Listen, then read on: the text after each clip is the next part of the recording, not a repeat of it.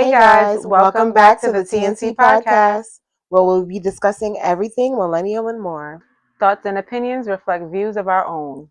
I'm Toni. And I'm Terry. Now let's get to the tea. What's the tea? So there's been a video going around of Beyonce and Jay-Z. Oh, yes, saw that. Yeah, they were at was it some type of like fundraiser or something? That's what it looked like. Hold on, let me I feel like I want to get the... Yeah, it was a dinner for Reform Alliance Casino Night in Atlantic City this past Sunday, to raise funds for criminal justice. Right. So basically they were photographed and they were seated with Ivanka Trump and Jared Kushner. And basically, the internet's been having, a little discourse on, what that looks like, what that means. He told us back in the days that he got a new girl and it was corporate America. Oh. So there it goes. I would say I'm surprised, but we're not. The rich still rich, so like unfortunately that is what it is. I feel like when I saw it, and noted what it was, like, the seating at the table and everything, I was just like, I wasn't disappointed. I wasn't surprised. I was just like, well, he told us this, and then she is Beyonce, and when I say she is Beyonce, if you know what I mean by that, then you know what I mean. If you don't know, then I don't know what to tell you.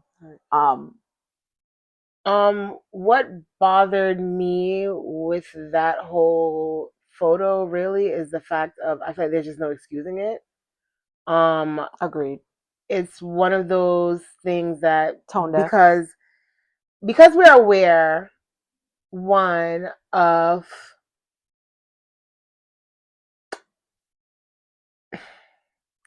because we're aware of how serious Beyonce and Jay-Z take optics and stuff like that. This is why that for me is like so y'all meant to be seated there. Like that was almost intentional. Like, and then to also hear that Jay-Z is actually like a partner in the reform. He's long story short, kind of like with the NFL, right? Like I'm gonna get there too. Long story short, he had a great dealing in that event and how the event could have gone. He didn't have to sit at that table with those people if they didn't want to. This is a fact. So that for me is inexcusable. And yeah, and like you just said, speaking of the NFL thing, I'm also not surprised. Why am I surprised? Because for being honest, let's keep it a bean. They're fucking billionaires. I feel like there's no such thing as an ethical billionaire ever. It's just not. So they like money. Yikes. They gonna be where the money at. So I mean, don't expect them to be your heroes. If anything goes down, this is close enough to the Kardashians. No, they're them too. Right up the alley. But speaking of the NFL, like I'm thinking about. Before we go to that, it's just really tone deaf. It's really, really, really, really, really, and Jay-Z being from where he is, and again, you can't expect people knowing where they're from to identify with that in the place that they are. You can only hope that wasn't the case, but that's obviously not the case in his end. Go, what you saying?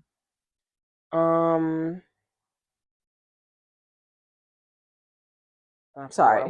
Hold on. Yeah, when I don't know if you saw recently, Nessa, Colin Kaepernick's yes, wife. I think they're married now. I just want to be clear on where they are. I don't know if they're. I don't want to say girlfriend if she's not, or if I don't know. I believe they're married for some reason. Don't quote me. Whatever.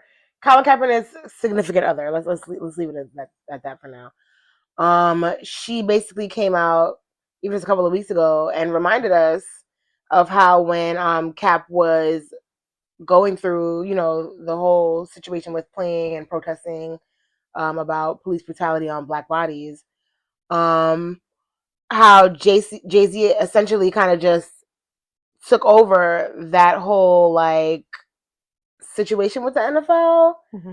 And eventually, like with the whole, remember at one point people weren't watching or like whatever that was, weren't watching the NFL and blah blah. And Jay-Z basically came in and was just like, "Oh yeah, well we're done with that now." And I'm like, "Yeah, like what I remember when that happened. Every time I'm going, we're not. So I'm not surprised, and also not for nothing. If you are old hip hop head like Dame Dash, Kanye, all of them, they will tell you that Jay-Z's a very selfish man. Like he loves money. He is a capitalist in that way. So not surprised. While the Book of Hoes to go off of that he's a selfish man and he loves money. Mm-hmm. If you've ever gotten a chance to see the Book of Hove that was in the Brooklyn Library, I went. While he is successful, all the accolades there does say that he's a very selfish man who loves money. Because everything, I don't want to say everything there was is temporary. I'm not saying that it's temporary. What I'm saying is a lot of it was short-lived throughout society, meaning like you had what's it called, the things that he's released as far as like clothing and shoes and stuff like that over the time. Everything was short-lived. While they were popular and made him tons of money, everything was pretty much like short-lived. Like it ran its course, just like everything does, but specific to all the businesses and things that he had his hands in. They were short-lived, and in hindsight, realizing that maybe they were short-lived because the only reason why they were thought of was literally just for capital gain. And when there's no more capital gain, it's just like, okay, I'm done with that. And I came to that with saying the capital gain for those things came from the community that supported him throughout the years of him being who he is as Jay-Z. So yeah, it's interesting to see, but it's also not surprising because he told us this over the years, and his legacy that exists, I'm not taking from it.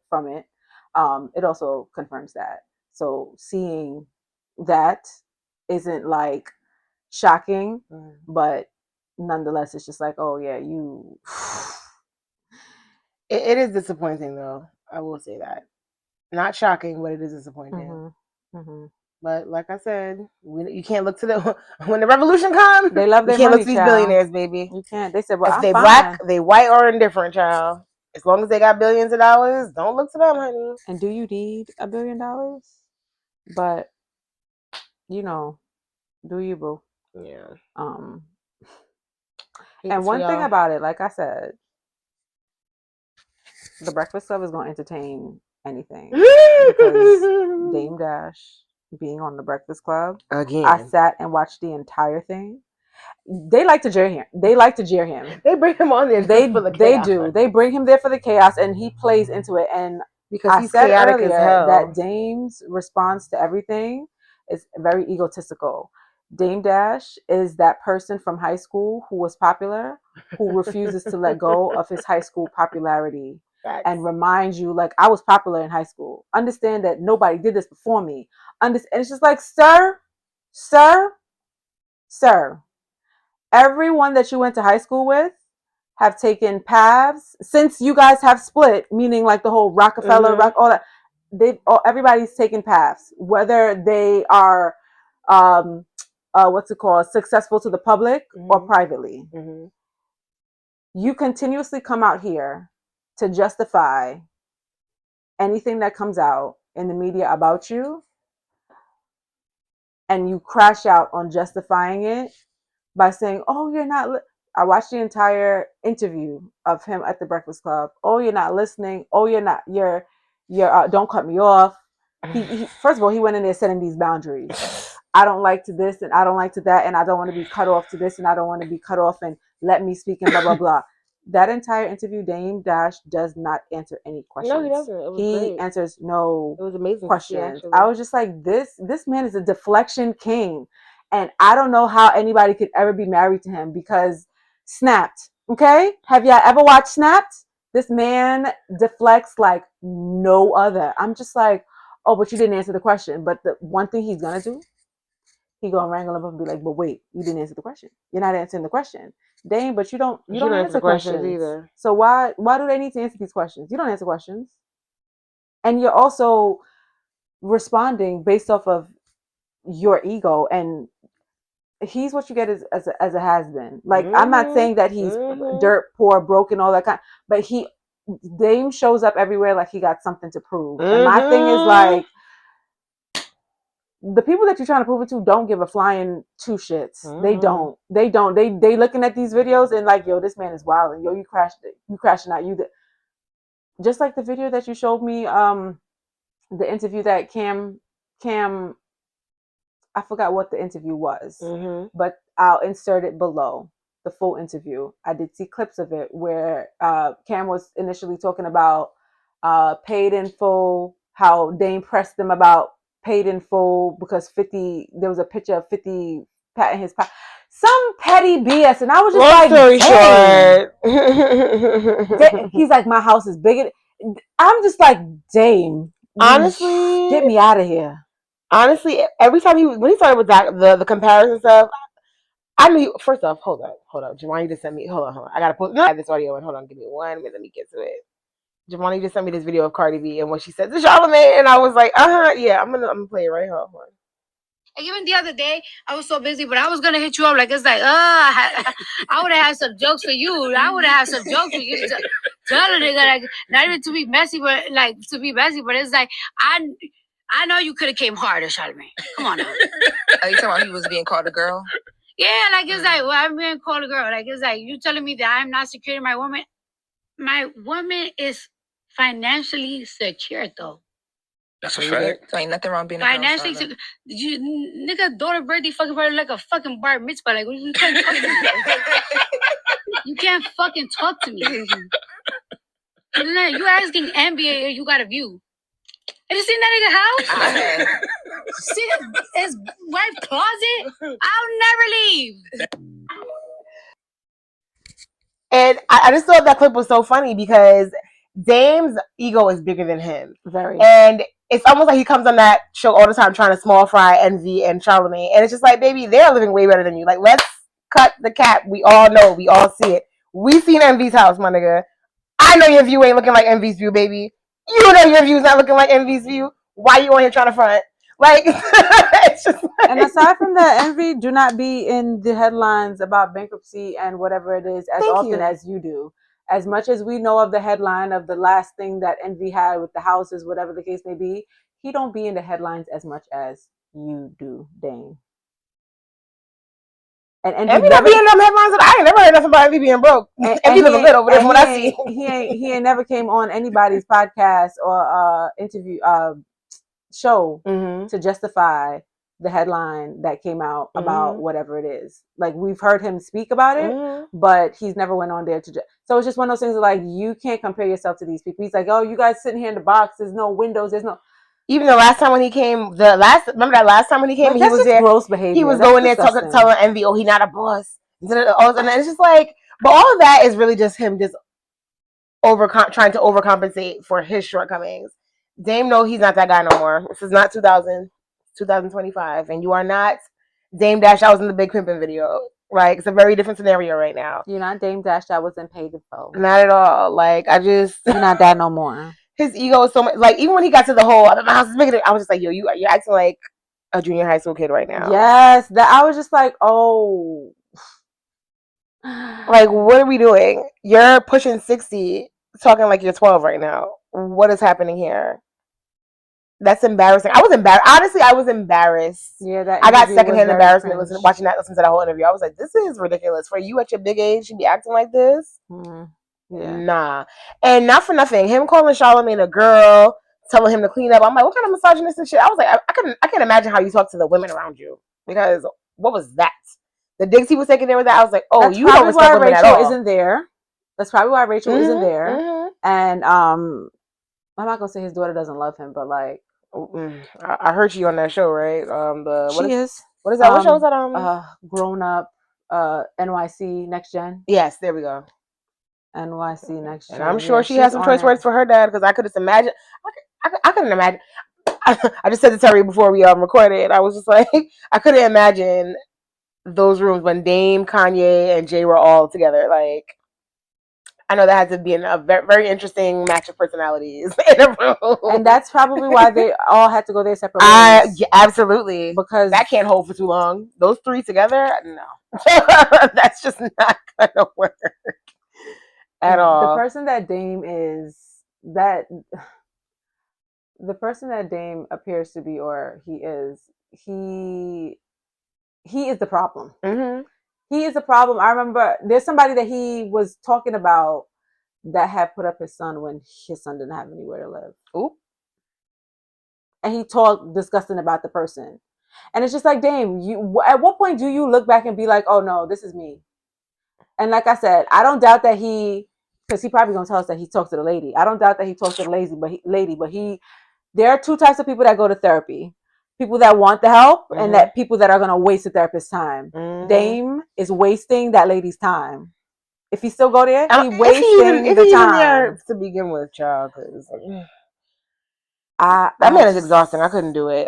God bless Rachel Roy, all the women that been, because I don't know how. He is exhausting because just watching the entire, and because I said I watched it in its entirety, and I was the whole time, like my face was, y'all can't see my face, but like eyebrows scrunched, like very confused. Right. I was just like, oh, so, and they were having a ball on the Breakfast Club. Just said nada. She barely spoke. No, she didn't. She was like, have a couple ad-libs here and there, that was it. She said, yeah. But I would have been doing the same thing because this is a show. Like, what is this? Like, oh, Charlamagne and Envy know how to deal with you because you've been here before. I'm new here. I ain't doing it. I can't. Even Lauren tries to, she's the fourth member of the Breakfast Club. She tries to ask certain questions, and the way he undermines her. I said that you can just tell that he does not respect women. The way he was talking to Charlamagne, I was like, oh, there is a very deep-seated issue here with you and women. He kept on small frying her, kind of cutting her off when she asked specific questions about certain things, because you could tell that she does her research. Lauren was, when Diddy's trial was going on, she made it to the courtroom every day for the entirety of the Diddy trial to come back and report on the Breakfast Club. So you can tell this girl, she's actually out there doing her journal. Yeah, she do her due diligence. So she did her thing, and she was writing down. She had questions to ask him, and as she's asking him, he's just like, wait. And then she'll ask the question, and then he starts to answer, but doesn't answer the question, like deflects, goes somewhere else, and then goes off to Charlamagne, and it becomes a back and forth banter. And then at some point in the interview, at some point of the interview, he brought his OG. That's what he calls him. He brought his OG on the show, and he was like, you mind if I put OG up here? Now he swapped spaces with OG, and OG's talking on the mic. Hell? And he's just like, I don't want to talk to these no more. I'm going to talk to them. And I guess OG started to talk, whoever OG is, and like he starts to go off. And I'm just like, what is this? What are we doing here? An hour of what? I was like, don't bring him back up here. Don't. If y'all listening, if y'all come across this, they're gonna bring him back up there because the Breakfast Club is messy, and they love some mess. That's one thing about it. They're gonna bring some mess up there, and Charlamagne gonna jeer him too. They're gonna bring him up there again. Charlamagne calling him Dead Dash was hilarious. Dead Dash was, but in the end, for sure, Envy did make it clear. He was like, we love you. We like to have you here, and like all that kind of stuff. Like, oh, it's just fun and games and blah blah blah and all that kind of stuff. And my thing is for Dame Dash to show up every single time to the Breakfast Club, you don't know nothing else going on, and knowing that it's just fun and games, but you still show up the way you do to the Breakfast Club, and they tell you every time that it's fun and games. Sorry, stop coming to the show. Then you are the problem. You are the problem.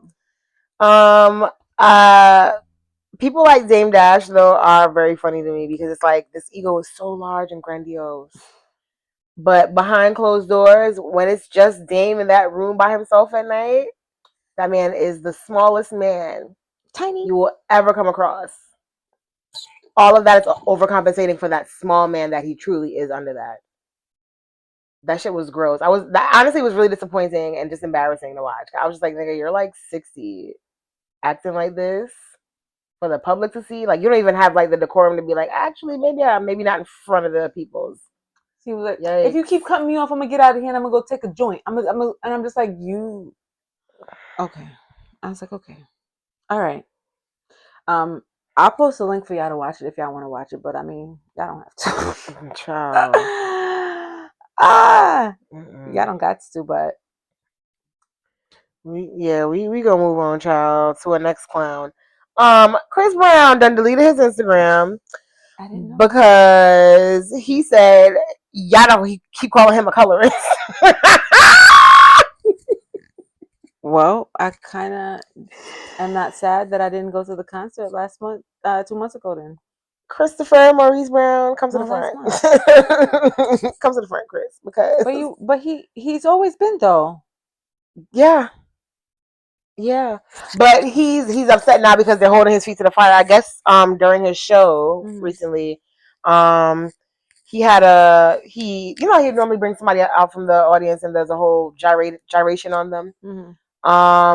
He had that Kayla Nicole girl, the one that used to date Travis Kelce, Taylor Swift's husband, whatever, fiance, whatever, what's going on in Whiteville over there, Wonderbread land. She used to date him, and she's a chocolate girl. So whatever, she went up there, and I guess that whole thing went viral. And I guess there was a lot of discourse around that because people were basically saying like okay, like he brings the brown girl up there to do this, cool, but we know for a fact that he wouldn't bring that home to meet his mama, never. And I just need. I hate that nigga. I can't do Chris Brown. I'm sorry. Like I just. He's never gonna beat that charge for me. Like, yeah, you definitely are a colorist, and we can tell you're a colorist. Let's look at your dating track. It's very clear. Like, you never denied any of those allegations that came out of women saying how like you wouldn't allow them in your section and club. Those stories were never denied by you. Like, I just feel like, yeah, nigga, like we already know what type of time you be on. Like, you're definitely giving paper bag tests to bitches. So, yeah, but it's all right. We don't want nobody to be beating women up anyway. So, them Asian girls, they can have you. We good. Well,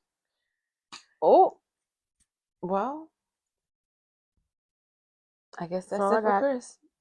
All right. Bye, Chris and Ling Ling. We moving on. All right. So it's time to speak on it. All right. So actually, I was listening to. I want to say it's Unhinged and Immoral, that podcast. I want to say that. Or I don't know if it was Grits and Eggs because they both had crossover episodes with each other. All right. But it was Beyonce, Kyle, and Mecca and Jamila speaking. And long story short, Mecca basically was talking about how she was like a super Drake fan, and she put something into words that I always thought, but I didn't have the words for. And I was like, damn, that's it. That's the one right there. But anyway, she said she was always a super big Drake fan, and she fell off that bandwagon once she realized that Drake was taking shots at Meg.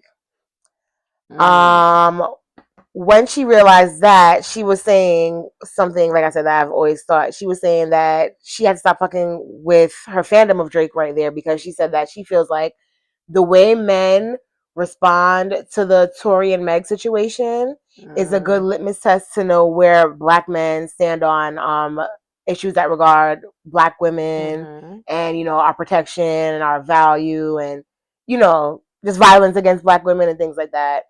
And I was like, oh my God. I always say that the Tory and Meg thing is like one of my favorite like debates to have with men, especially for like men that are super free Tory. Because I just feel like it always shows like, yeah, the reason why you're backing this up is because you're that same type of guy.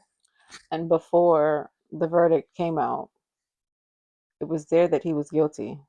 And y'all was still sitting there screaming, he not guilty. He didn't do it. Even when this man said, y'all heard it from his own mouth, that he did it and retracted it. And for you to still stand behind this man and say, nah, he didn't. Nah, it was this free Tory. But, because you would do that. You would do that to a woman. You're okay with it. You would probably do it you'll do it to a woman. You're capable. So, with the whole situation, I always feel like the problem with this situation is that a lot of men, if they don't know what their issue is with Meg, that's my favorite. I love talking about this shit. If they don't know what their issue is with Meg, like I feel like the ones that do know, there's a lot of misogynoir behind exactly why you feel the way you feel. I agree. And you know it's not socially acceptable to say that. A lot of what it is. If we're being honest, a lot of these men, if we're gonna be, not that I agree with this, I don't agree with this about the girl at all, but the problem is that a lot of these men see Meg as like a harlot. They see her as like a whore, and it's some sort of sense of that way, right? And what do most men feel about women who they consider whores? They don't deserve to be protected. They don't deserve to be treated as humans. Like it's very much that because she's sexually free. Yes, she's a sexually liberated woman, and I feel like that's a lot of what that is. You hear a lot of these talks, especially the guys that you hear. A lot of them. Listen, I'm telling you, a lot of misogynoir, especially don't let it be a man that's like a Christian man too. On top of that, it's a lot of those politics into a woman's supposed to be this way and act this way. I'm telling you. So yeah, back to what she was saying with that. It's definitely a litmus test to see where men stand on those issues. Period, point blank. Because as a man in that situation, and that's your stance on it, what are you defending? What are you defending with Tory for real? Like, let's get to the root of that. And I hope you don't have a daughter. Oop. And a lot of them do. I was going to, even though I say I hope you don't have a daughter, most of those kind of men that comment on things like this in those ways end up being nothing but girl dads. So yeah. If you're on any men's and that's what they're talking about, I implore you to definitely have them dig deep on what that is and why that is. The Olivan Chronicles, because this is only my second time on the Dollar Van. Okay. Since big girls get them car right? But my second time on the van for some time now, and in my mind, I have this Dollar Van Chronicles because it's always something when I get on the van. The first time it was something, and then this second time it was something else.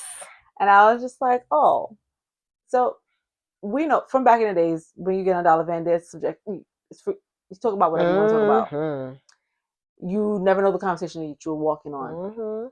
This conversation that I happen to walking on. One thing about Dollar Van, you're going to get to the app in 5 minutes. You're going to be talked to that from here too. Period. And they're going to be on the headphones too. But they're also talking to you and talking in the fan. Talking to the whole van. Enjoy the ride. This conversation, I was on my way home, and obviously the conversation ended up being about politics. And it was about Jamaica politics and America politics. And you kind of have an idea how I feel about Jamaica and America politics, that it's not it's not really different from my perspective. Lots of corruption. Well, there's that. Yeah, it's not really different from either standpoint. It's just one place is underdeveloped and the other is a little bit more developed. Just a little bit, not too much on I was going to emphasize on a little bit more developed. Okay. I don't think the conversation that came by was about politics, obviously, and I just don't think that obviously these kind of conversations should be had in public. But at the end of the day, people gonna talk about whatever they're gonna talk about. So he's talking about it with another Jamaican lady, and what I heard that made me turn my head and go, well, what's this conversation about? Because I had headphones in the entire time. I didn't say anything, but I did press pause because I'm just like, what are we talking about now?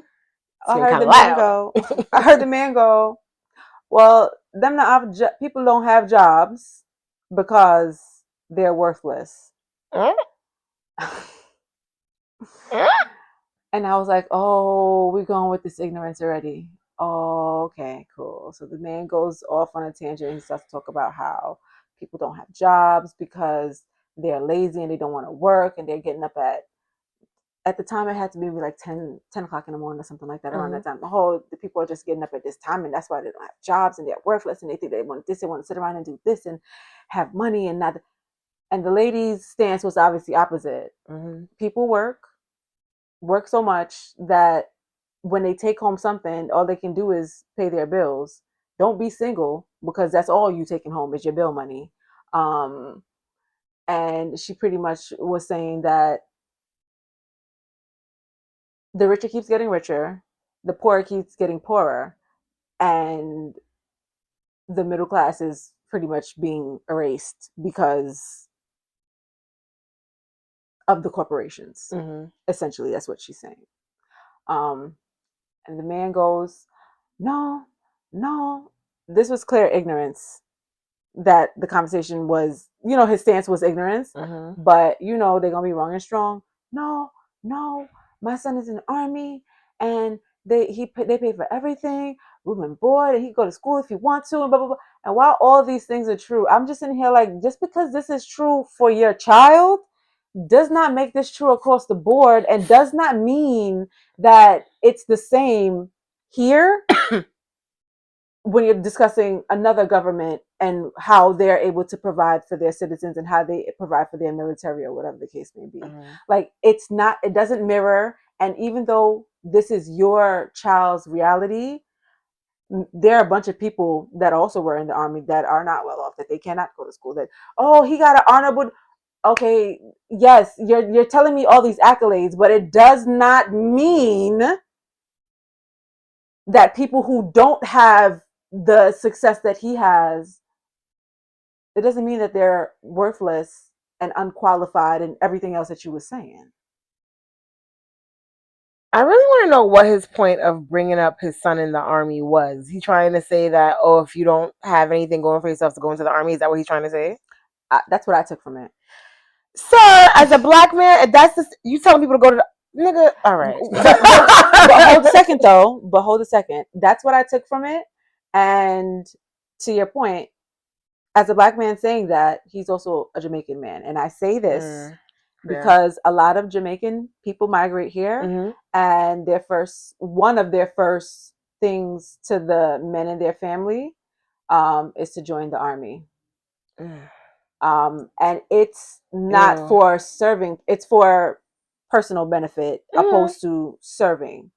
But for that to be the first go-to, to tell him, yeah, do that because that'll solidify your future, you have an abundance of skills, an abundance of things to choose from, and you tell him, go voluntarily serve for... Put your life on the line for this country. That don't even see you as a human. Have a child, boo. That don't even see you as a human. I really do want all of my brothers and sisters of the diaspora to make sure that before they come to this country, that they have at least a baseline understanding of Black American history, because I feel like y'all come here with no understanding of the way of the land. I really don't. And it's something that I feel like I hear them saying a lot of ignorant shit. I'm just like, y'all don't even know what y'all dealing with or working with here. Y'all don't. Yeah. And y'all by the time you find out, you're gonna be in the thick of it. Good luck. But then I also say that to say that I always say this to you as far as politics in Jamaica and politics here. A lot of our people in America, you have the two main parties. You have Republican, Democrat. And in Jamaica, you have PNP and JLP. And I always say, if you ask a Jamaican what was their political party back home, if they were to tell you I was PNP, they would essentially be telling you that I'm a Democrat. If they were to tell you that I was JLP, they are essentially telling you that I am a Republican. So when they come here and they vote, they end up getting their voters registration and they begin to vote, they essentially vote as a Democrat, right? Mm-hmm. And this is me going off of the knowledge of the people that I know and what I know to be true as far as politics here in Jamaica. They would essentially come here, do what they do, and they end up voting as a Democrat. And as they vote as a Democrat here in the land of America, the views and the thoughts that they have are of a conservative view. Oh, for sure. Which would be JLP in Jamaica. So you are the opposite. Your mindset back home, we see what your mindset would be back home had you had the resources that you came to America to receive. That's something that I always keep in my mind when I have conversations about, or when I have conversations or hear Caribbean, specifically Jamaican people talk about politics here and back home, and how they feel about certain views. They align with a lot of conservative views here. They just know that the party that's more palatable for what it is that their personal needs are in America is the Democrat Party. But they also refuse to see where that can falter as far as having the beliefs of a conservative, but also voting Democrat. Essentially, having the beliefs, you're spewing certain things, because obviously they're going to be things that you don't agree with certain politicians that they're saying, right? And then you're going to start to spew certain things, and as you say them, you are essentially oppressing. You're essentially kicking down the ladder of people that were to come behind you, is what I'm saying. An example that I would use is that you come to America for a better life, and the way that you came to America is you got married, kind of like a business marriage, right? You came here, got a business marriage, and that's how you got situated in America.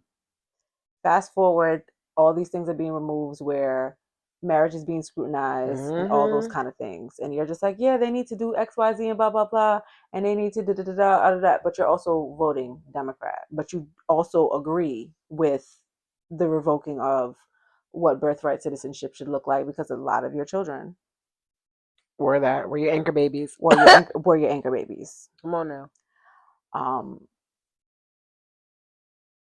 So the process of like, oh yeah, I agree with that, but you're also voting them. That's you kicking the ladder down for somebody else to come behind you, because now they come here for a better life, and they get the better life, whatever it is, and say they have children, they fall in love. It's not a business marriage. They fall in love, have children, whatever the case may be, and now their child is just a child that's born here, just because they're born here. Right. Because now, all these things have been removed. Now, do you sit here, like, do you reflect and go, oh no, I wouldn't want that to happen to me, or oh no, that doesn't make any sense, or oh no, this couldn't affect my child? Do you ever sit and roll back and be like, oh, this could affect my child? This could affect my child if I were to if these things were applied, as far as revoking the right of birthright citizenship. That's the point that I'm making. And I think I'm going to stop talking about it right here, because again, it's ignorant, and I just wanted to touch on the ignorance of the things that we hear every now and then, especially from a dollar van. Was I surprised? No. But at the same time, it was really itching me to like want to go off. But at the same time, it's just like, it ain't my business. Be on a van, and I'm not about to sit here. No, absolutely. Picking your battles.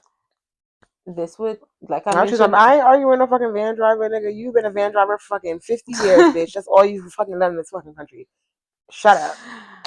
To go back Shut up. Park this bitch and try to get a job right now. Go ahead, Rashane. Rashane is insane. Let us know. Please. But anyway, let's chat. Okay. So, I wanted to talk about something that I saw our dear sis Joy Reid say. I actually want to insert that audio too. Press pause real quick just so I can.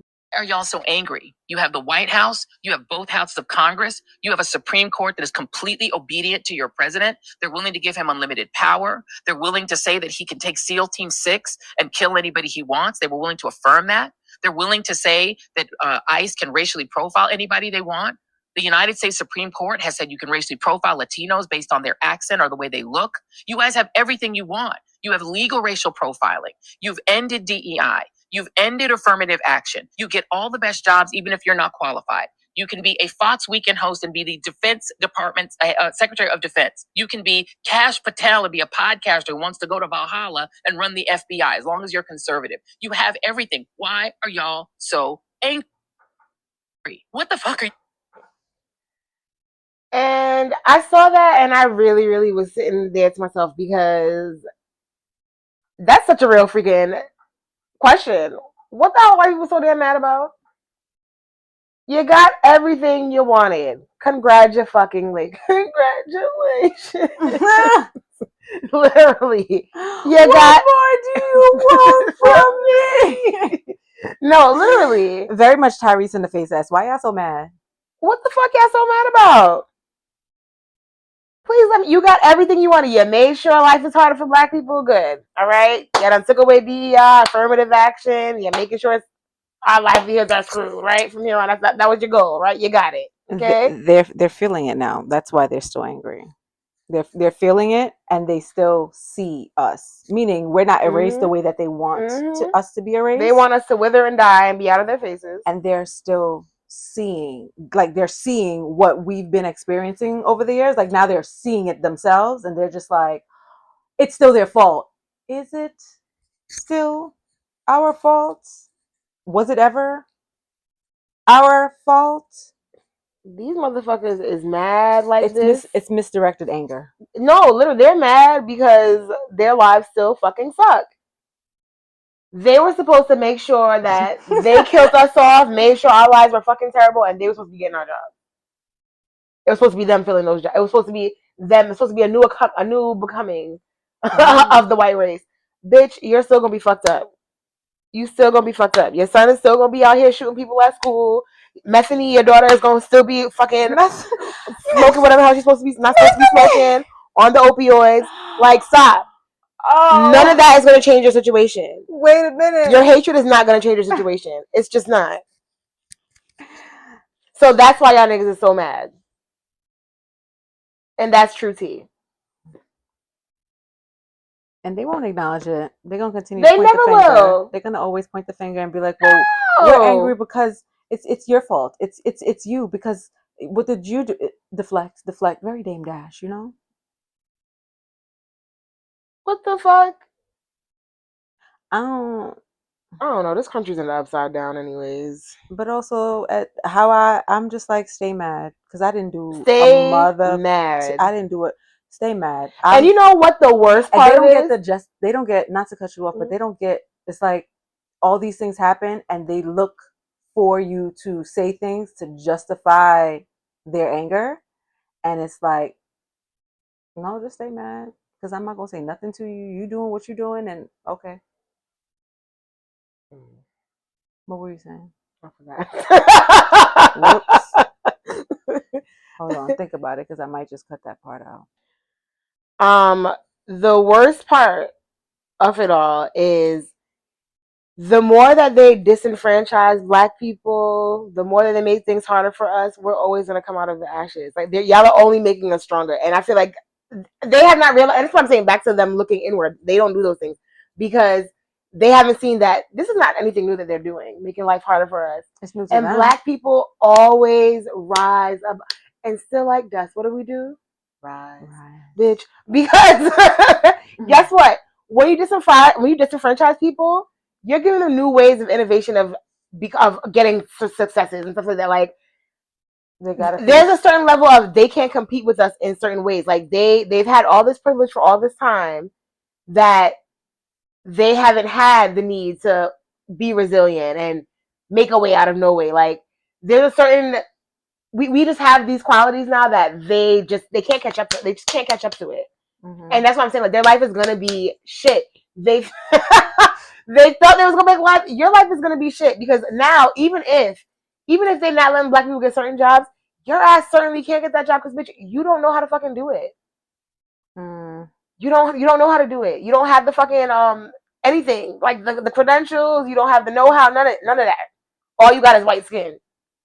So all right, that white skin gets you in the door, but can you do the job? Probably not. You got your pom-poms up because DEI is removed, but can you do the job? Can ya? Well, can ya? Doubt it. All these black women that have lost jobs, overqualified, over fucking qualified, just for some white people to go take their fucking jobs that couldn't even hold those qualifications and at the top of their pinky toe, bitch. Like, don't even. The pinky toe. Child, I just. It's their space and they want it how they want it. Okay, well, good. And it's time for us now as black people to make our own spaces. Make our own spaces. That's really what it is. And you know, and that the funny thing is that's what's going to come out of it.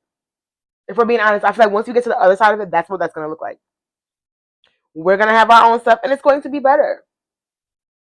And then you're going to realize it would be better if we were together, but no thanks. No. And guess who's not invited at that point? Not you, bitch. Because fuck you. Because you were so mean before. No. You were so mean before. But no, it's real. The divide that you want, it's there. And then when it's, you know what Toni said. Yeah, y'all stay mad. Stay fucking mad. Dumbasses. Moving on. Moving on to something a little bit lighter. Still a little hot. But what's your cup of tea as far as adult friendships? And for me, my cup of tea is light.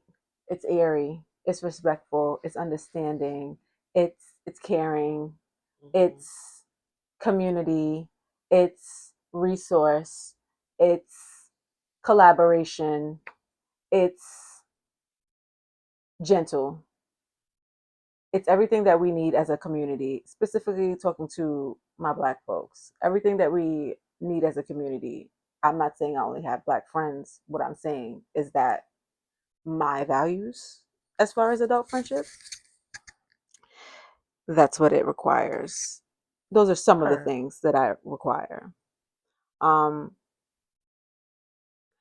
And it's okay to not be somebody's cup of tea if you don't fall into what they feel like that looks like as an adult friend.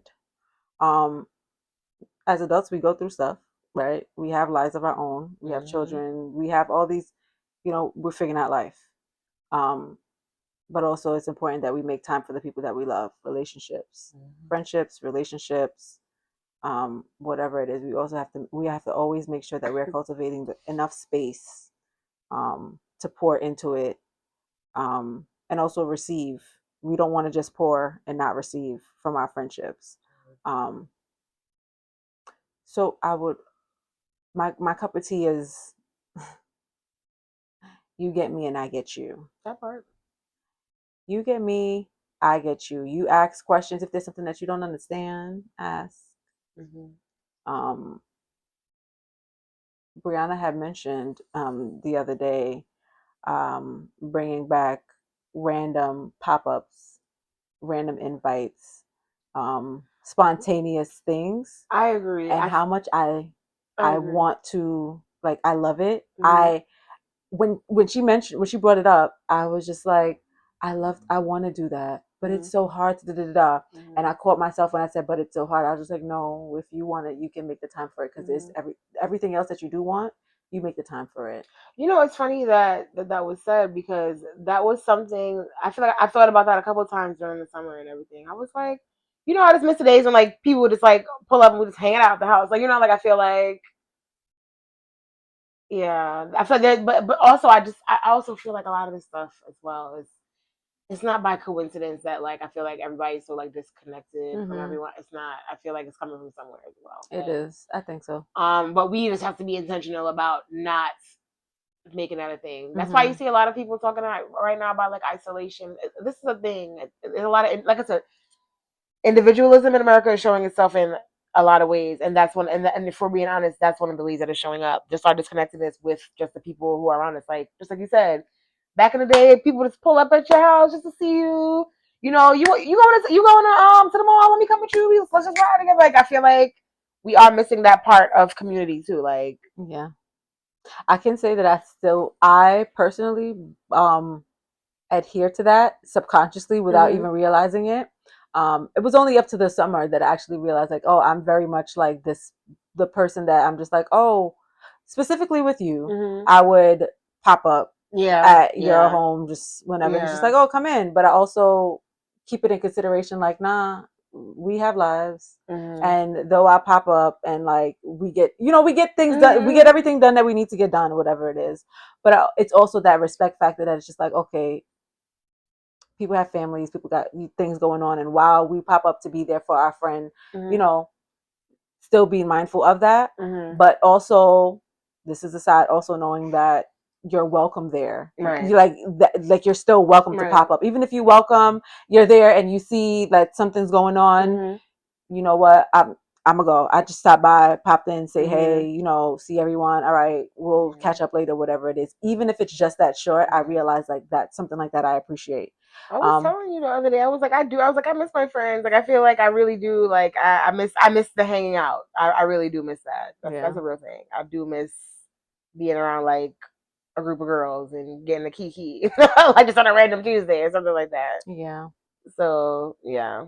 Definitely have to be more intentional about that. The fuck, especially in these times. I feel like now, whenever like we definitely need to be touching base, and I really, you know, like, I think that our friend group that we have, like we are collectively, I think we're collectively on that with that same mind frame. Like, oh, let's try to like intentionally like be around each other a little bit more, like show up for each other a little bit more, rather than just catching up and being like, oh, so girl, tell me how XYZ was going and and like you giving me the rundown of your last month, and then we don't see each other for like the next 2-3 months, and then you give me a rundown of that again. It's like it's a check-in, but at the same time, it's like the connection isn't there or isn't as strong as it could be as far as friendship.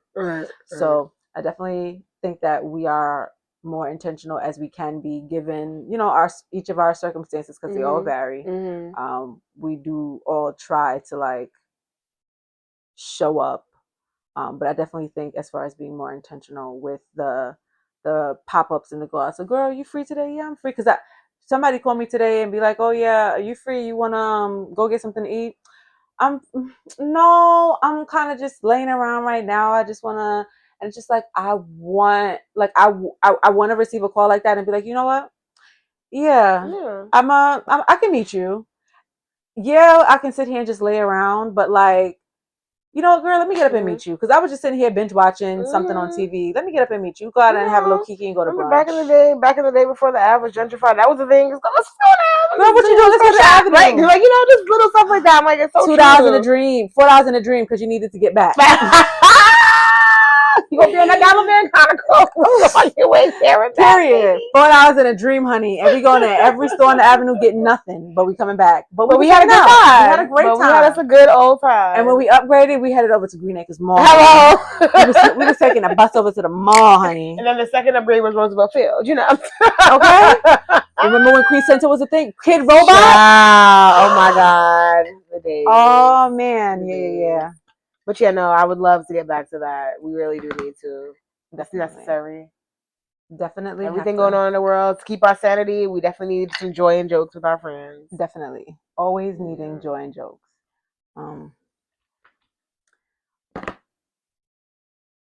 And what about you? What would you say your cup of tea is for adult friendships or at this point in your life?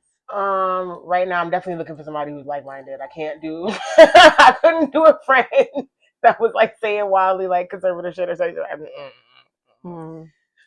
So that's a big one for me. Being like-minded. Definitely a friend who's understanding. Someone who's very good at communicating. That's something I can't deal with right now. I noticed that people that are like terrible communicators, I can't do it. Oops. What else? Not me going oops. I wouldn't say I'm a terrible communicator. You're not at all. But I don't say you're a terrible communicator. Well, I don't. My friend said I communicate well, so someone who is not overly sensitive, because I feel like I can come off my we got dark jokes. I can be and not even that, I can be straightforward, very straightforward, but I always say that my straightforwardness is not, it's never of ill intent. It's because I just need to like let you hear something for real. Like I feel like sometimes you just need to hear it straight. Yeah. So I always say that. And someone who's freaking fun. I'm looking for the fun. I love me a good time. Okay. Ooh, I got an honorable tonight. Jesus Christ. We are young. I love that song. It reminds me so much of Cassie. Hey, Cassie girl. Cassie! We saw Cassie in traffic the other day. I don't know why that song reminds me of Cassie, but anyway, the fun. Give me a second. Never mind. Yeah. But you know the song I'm talking about. But no, I love me a good time. If you know me, you know I need a vibe. So, yeah, that's just it. And it's also just a friend who's loyal. Like I don't want to be around anyone that I cannot, or I don't feel certain around. Yeah, that's it. If I gotta look over my shoulder with you, boo, I don't want to be here. Yeah, no.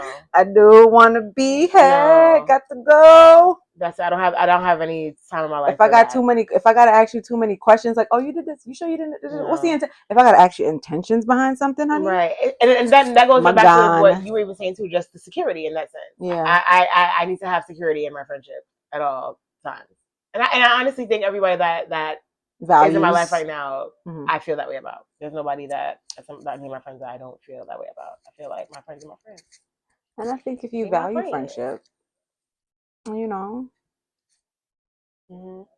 if you value friendship, I say ask yourself that question and see what matters to you most as far as adult friendships, because you know you and I are coming from our young years to now, and most of my friends are actually. I think all my friends are my childhood friends. Yeah, coming from our young years, and then your friends change over time. So values change, stance on certain things change. So you know things like that. Ask yourself the question and consider it, and then and then let's hear it because tip on your toe, me running about me and you have cheated like man that I we love Sis Spice. Honey, Spice is the GOAT, and I really want. I keep saying, them Love Hip Hop girls, stop playing on my sis top. Stop, because Spice is that girl. I actually need Spice off of Love and Hip Hop. I really do. Honestly, Spice, you've been bigger than the program over there. Go, you can lodge. You can get off that now. The fact that I seen you arguing with Bambi ass, who was with No Neck Benzino in that damn hot tub, girl. Come on for the show. We're losing the plot here, Spice. Get off. Every time that I think of Spice, I think of that. You know, there's a quote that be floating around the internet that was like, Jamaican people don't be fazed by nothing because we think we ourselves are celebrities. Facts. Yeah, Spice. She's a celebrity, but she's a celebrity, which Spice means is that girl. I keep saying that. Off of Love and Hip Hop. I want to hear, bro. I want to hear. Like y'all said. You didn't even say the name of the song. We just went off So the song was just let's hear it. It was Jim Screechie by Spice. I was just telling Tory the other day, I'm like, yo, I just realized how much I fucking love this song. Got me in the car a while now. Come in me run out in front of me, yeah. Come put it on me, miss me run by. So yes, that is my song choice for the week. And I'm gonna take it back down. Okay. All right, hallelujah. No. My song for the week is "I Didn't Know My Own Strength" by our good sis Whitney. Whitney! It was my first time ever hearing that song, and it's a beautiful song. So I picked it as as my song for the week. And what you say, Toni? She ain't got no business being dead, child. Keep saying it, Whitney. We need you back, girl. You got to fall out in the crowd. You ain't got to go. She wasn't ready. Don't do this, okay? Whitney, girl, we miss you, child. First off, Whitney was a key. I always feel like that's somebody, low-key, she was my friend. That bitch is funny. That was a cheese, but she was a good-ass time. Okay? A really good time. A good fucking time. A really good time. And you go back, her, she was jokes. That lady was funny. Yeah. So, rest in heaven, Whitney. Rest in heaven, Whitney.